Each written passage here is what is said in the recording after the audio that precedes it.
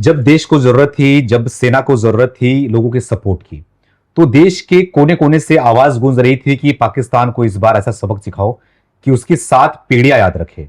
चाहे वो नेताओं की बात करे, विपक्षी पार्टियों की बात करे, चाहे किसी भी तबके की बात करे, किसी भी धर्म की बात करे, सभी लोग सामने आए, एकजुट हुए। तो कुछ ऐसा चेहरा था ना कि जो सपोर्ट में बोल रहे थे तो लग रहा था कि कहीं ना कहीं नकली है, कहीं ना कहीं ये चीज दिखाने की बात है। जब समय आएगा तो अपना असली चेहरा वो दिखा सकता है। मैं खास करके बात कर रहा हूं नेहा सिंह राठौड़ की। वो प्रधानमंत्री को लगातार घेर रही थी, लगातार वो बोल रही थी कि अभी तक जो पहलगाम में हमला किया उनका सिर कहां है, वो कहां है, उनको क्यों नहीं मारा गया, पाकिस्तान को सबक क्यों कब सिखाओगे, 56 इंच की छाती कहां गई। जब सबक सिखाया, अंदर घुस के मारा, ऐसा लगा कि अब वॉर छिड़ जाएगा, पाकिस्तान खत्म हो जाएगा, तब इनके अंदर चिंगारी जली और ये बोलना शुरू कर दिया कि युद्ध नहीं होना चाहिए, युद्ध कोई विकल्प नहीं है। उसके बाद जब फैसला लिया गया प्रधानमंत्री के द्वारा, सरकार के द्वारा, सेना के द्वारा कि सीज फायर कर दिया जाएगा, फिर सामने आए पलट के लोग कि प्रधानमंत्री जी डर गए, सीज फायर कर दिए, तरह तरह की गाना बनाना शुरू कर दिए। तो उनको क्या जवाब है कि ये उनकी सच्चाई है, जो इनका दोगलापन है वो अब सामने आना शुरू हो चुका है। दो बातें, पहले तो ये कि ये दोगलापन नहीं है, ये तेगलापन है। दोगलापन बहुत कम शब्द है ऐसे लोगों के लिए। और आपने डगरा का बैगन देखा है?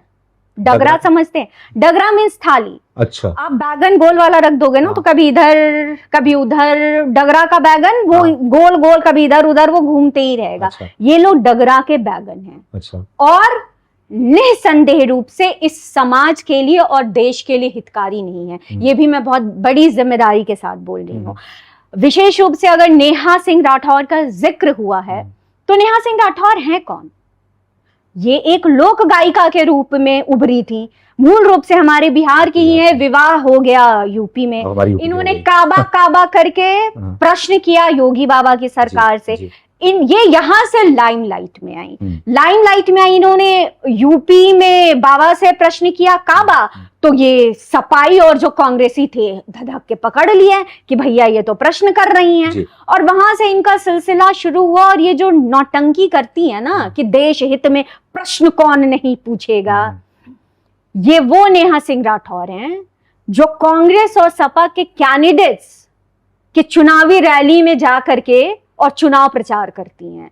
ये वो नेहा सिंह राठौर हैं जिन्हें बांग्लादेश के हिंदुओं का दर्द नहीं दिखता है, जिन्हें गाजा में हमास जैसे आतंकवादियों के बहते हुए खून दिखते हैं। ये वो नेहा सिंह राठौर हैं जिनको पूरे भारतवर्ष में कहीं भी बलात्कार की घटना हो जाए ना, तो वो जाति के आधार पे वो देखती हैं कि दलित इन्वॉल्व हैं या नहीं।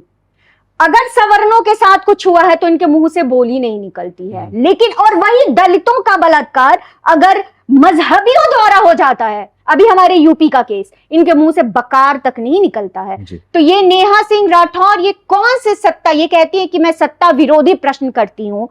आरजी कर, संदेश खली में इनसे, ममता बनर्जी की सरकार से इनके मुंह से प्रश्न नहीं निकलते हैं। जब नंदिनी दूध के दाम बढ़ते हैं कर्नाटका में 2 रुपए लीटर, तो प्रश्न नहीं निकलता है। अमूल बढ़ा देता है दिल्ली में 2 रुपए लीटर, तो इनके मुंह से गीत के बोल फूट पड़ते हैं। तो ये लोग चाटुकारिता और पैसे की खनक के गुलाम हैं और कुछ नहीं है। और ये जो सोच रही है ना कि आज नहीं तो कल कांग्रेस या सपा से इनको टिकट मिल जाएगा, तो ये नहीं होने वाला है। क्योंकि जिनके जिनके प्रचार प्रसार में गई है, कन्हैया कुमार तो लेटेस्ट एग्जाम्पल मुझे याद आ रहे हैं, वो हारे ही हैं, ये हरवाए ही हैं।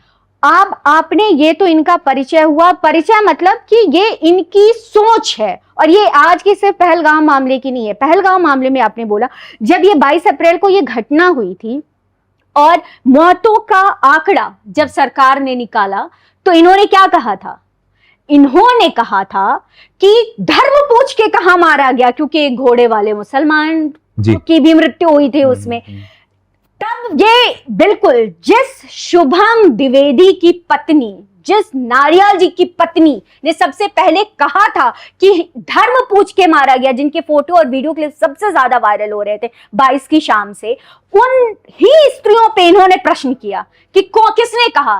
तभी इन्होंने कहा कि ये मोदी गैंग काम कर रहा है। मतलब जिन स्त्रियों के सामने उनके पति को गोली से मार दिया गया हो धर्म पूछ करके, वो उस समय प्रोपेगेंडा खेलने जाएंगी। तो आप जब एक स्त्री होकर के, वो भी एक विवाहिता स्त्री होकर के, 4 दिन पहले के विवाह की स्त्री का मर्म अगर नहीं समझ पाई, तो अब किस तरह की कलाकारा हैं, किस तरह के लोक गायिका हैं, ये मेरे समझ में तो नहीं आता। इन्होंने वहां से शुरू किया कि धर्म पूछ के कहा मारा जी, उसको पूरा डिफेंड किया, ये टूल किट बता दिया, मोदी जी का प्रोपेगेंडा बता दिया। उसके बाद सर मांगने लगी। जब आक्रमण होने लगे पाकिस्तान पे, तो इनको वो भी ना पचे, तब ये पाकिस्तान का दर्द दिखने लगा। अभी कल या परसों का इनका ट्वीट है, ये कह रही थी कि घर में मच्छर घुसते हैं तो जो है वो हम कॉइल जलाते हैं, है ना, घर नहीं फूंक देते हैं। तो घर तो फूंका गया है पाकिस्तान का, इनका घर कहां फूंका गया? यहाँ तो वही जो है कछुआ छाप अगरबत्ती ही तो जल रही है, जो ढूंढ ढूंढ के जो किलर ऑपरेशन चल रहा है। अभी जो कश्मीर में 3 दिन पहले तैयबा के मारे गए, और आज भी बहुत सारे पकड़े गए हैं। ये हमारे दिल्ली से भी पकड़ा गया है, यूपी से भी पकड़े जा रहे हैं लोग। तो ये जो कछुआ छाप अगरबत्ती है, वो तो भारत में जलाया जा रहा है। जलाया तो पाकिस्तान को गया है, इनको इतना दर्द क्यों हो रहा है? कुछ आतंकवादियों के भी घर को जलाया गया है, लग रहा है वही तकलीफ तो नहीं है इनको, कश्मीर के अंदर जो आतंकवादियों का घर उड़ाया गया है, जलाया गया हो। इनकी तकलीफ यही है कि देश समृद्धि कैसे कर रहा है। देश जो है वो अभी 5वीं अर्थव्यवस्था थी, अभी 4 दिन पहले 4थी अर्थव्यवस्था हो गई है। इनके पेट में मरोड़ यही है कि मोदी जी जो है वो कैसे जीत रहे हैं। और आपने शुरुआत में एक बात कही थी कि कहीं ना कहीं ये न किन प्रकारेण से इनको अंडर टेबल जो है वो जो विपक्ष की टीमें हैं, विपक्ष के जो दल हैं, वो कुछ ना कुछ जरूर पहुंचा रहे हैं। तो वो ये अपना काम कर रही हैं, एक टूल किट गैंग के रूप में उछल करके पूरी कोशिश कर रही हैं, और इनको जो पैसे शायद मिल रहे हो उनको जस्टिफाई करने की कोशिश कर रही हैं। एक उन्होंने ट्वीट किया था, खास करके भोजपुरी अंदाज में उन्होंने लिखा था कि समधी जी से उम्मीद रहा कि वो हाथी लिए ही, लेकिन समधी जी को जब देखा गया तो वो गधों नहीं लिया है। तो क्या है इसका मतलब, क्या लगाते हैं वो? कहीं ना कहीं टारगेट मोदी जी को कर रहे हैं कि मोदी जी ने की बात तो दुनिया भर करती है, जिस तरीके से उनकी छवि है, तो कहीं टारगेट जो है लग रहा है कि मोदी जी को कर रहे हैं, इसमें मोदी जी ने कुछ करके नहीं दिखा पाए। अब इनके लिए ना, अगर पीओके भी आज मोदी अगर लेकर के आ जाते ना, तो फिर ये मानवता वाला पकड़ लेती हैं एंगल कि क्या उनको जीने का अधिकार नहीं है। मुझे तो आश्चर्य है कि अभी ये सिंधु जल स्थगन पे कभी अभी तक इन्होंने कुछ बोला नहीं है, वो मानवाधिकार की बात क्यों नहीं की। तो ये ऐसे लोग हैं जिनको तृप्त नहीं किया जा सकता है, और इनका जो बेस है, इनका जो आधार है, वही है मोदी विरोध।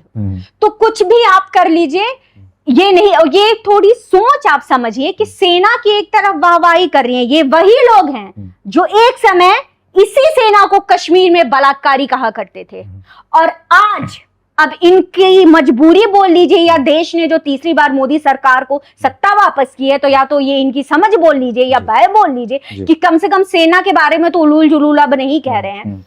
सेना को बोल रहे हैं कि उन्होंने अच्छा काम किया, और मोदी सरकार से पूछ रहे हैं कि आपने क्या किया। तो क्या सरकार, जो सेना है, वो अपने आप सारे डिसीजंस लेने लगी बिना सरकार के अनुमति के, या जो कहते हैं डिस्कशन की सेना क्या कोई निर्णय ले सकती है? नहीं ले सकती है।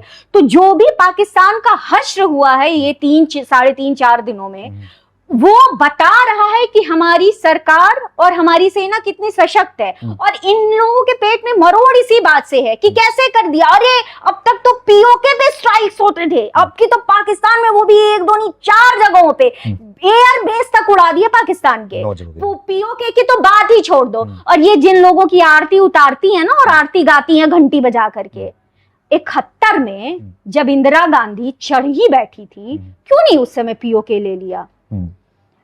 पाकिस्तान के 90,000 से ज्यादा सैनिकों को छोड़ दिया, और आपने अपने 54 सैनिकों के बारे में नहीं पूछा।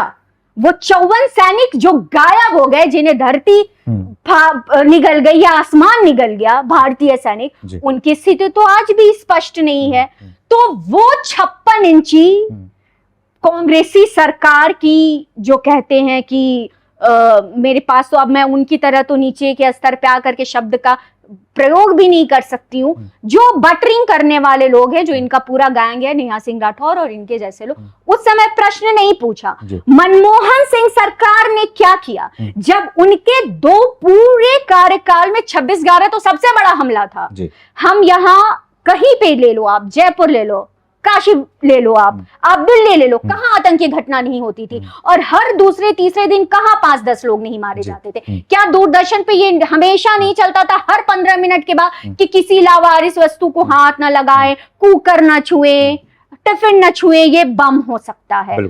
तो ऐसे सरकारों का जिन्होंने पाकिस्तान के विरुद्ध सिर्फ डॉजियर पे डॉजियर भेजे, मनमोहन सिंह, बराक ओबामा की एक किताब है अ प्रॉमिस्ड लैंड, उन्हीं के द्वारा लिखित है। उस किताब में इन्होंने चर्चा की है बराक ओबामा ने कि जब मनमोहन सिंह से बराक ओबामा ने पूछा कि जब 26/11 के हमले का पूरा आपके पास सबूत था कि यह पाकिस्तान ने किया, तो आपने कोई कार्रवाई क्यों नहीं की?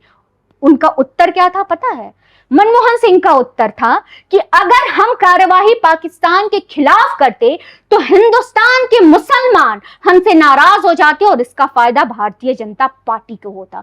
तो ऐसे निकृष्ट सोच वाली सरकार तत्कालीन और उसके चरण चूमने वाले ऐसे लोग, इन पे कल भी धिक्कार था, आज भी धिक्कार है और हमेशा धिक्कार रहेगा। और आज की भारत की जनता जाग गई है क्योंकि ये इंफॉर्मेशन का युग है। तो अगर आप फेक न्यूज और फेक नैरेटिव पे विश्वास करते हैं तो आपकी काट के लिए एक बहुत बड़ा तबका ऐसा भी यहां पे खड़ा है जो सच्चाई के साथ खड़ा है, जो सेना के साथ खड़ा है, जो सही निर्णयों के साथ खड़ा है और जो राष्ट्रहित के साथ खड़ा है। तो आपके ऐसे किसी भी फेक नैरेटिव का और गलत चीजों का विरोध होता था और होता रहेगा।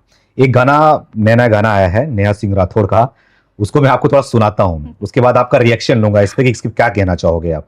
आपको सुनाता हूँ थोड़ा। आई हो दादा चौक